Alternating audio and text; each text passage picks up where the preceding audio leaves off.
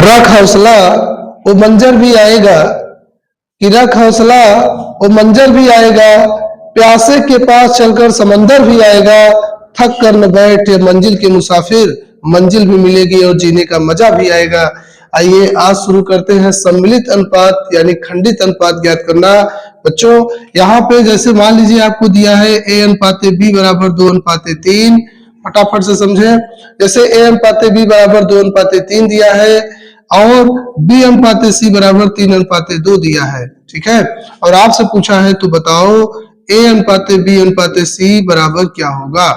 ध्यान दीजिए, अगर इस तरह के क्वेश्चन आपके पास आ जाए कि a अनुपात b बराबर 2 अनुपात 3 है, b अनुपात c बराबर 3 अनुपात 2 है, तो कह रहा है कि a अनुपात b अनुपात c बराबर क्या होगा। बेटा नाइस क्वेश्चन, आप इस तरह से देखा करो कि अगर ये b से खत्म है तो b से ही शुरू है, अगर ऐसा हो कि जिससे खत्म हो उसी से शुरू हो बेटा, तो आप ये वाला ट्रिक आजमाएंगे, है ना।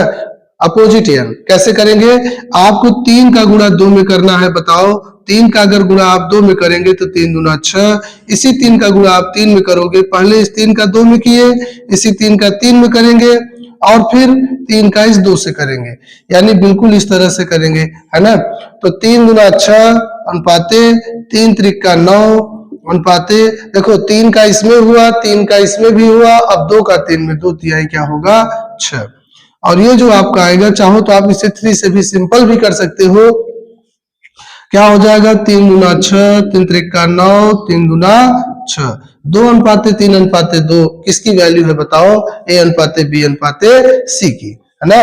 जैसे मान लीजिए आपको अगला क्वेश्चन दिया है बेटा कि a अनुपात b बराबर 1 अनुपात 2, b अनुपात c बराबर 3 अनुपात 4, तो बताइए आपसे पूछा है कि a अनुपात b अनुपात c बराबर क्या होगा, है ना। वेरी सिंपल, अभी अभी आप किए थे, कैसे होगा बताओ, a अनुपात b अनुपात c।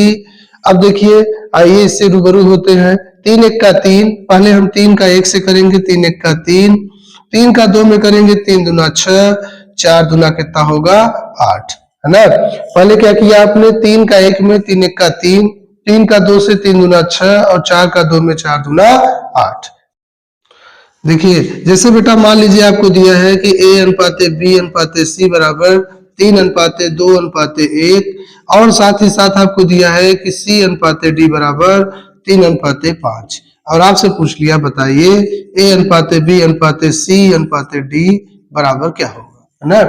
यहाँ पे देखो a अनुपात b अनुपात c बराबर आपको दिया है 3 अनुपात 2 अनुपात 1 और c अनुपात d बराबर आपको दिया है 3 अनुपात 5, और आपसे पूछ रहा है कि बताइए a अनुपात b अनुपात c अनुपात d बराबर क्या होगा। तो कैसे करेंगे आप, देखिए तो यहाँ पे बेटा लास्ट में देखो c से खत्म है, c से ही शुरू है, सबसे बड़ी बात यही रहेगी कि जिससे खत्म हो बेटा उसी से यहाँ पे शुरू होना चाहिए।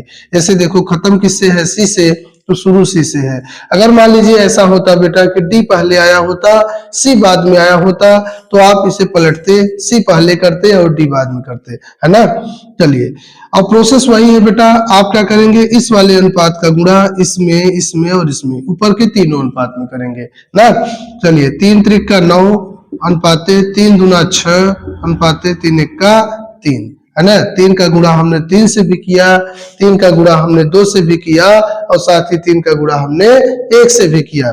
लास्ट वाली संख्या का लास्ट वाले में करेंगे 5 1 का 5, और इस तरह से हमें a अनुपात b अनुपात c अनुपात d की वैल्यू आ जाएगी। क्लियर है।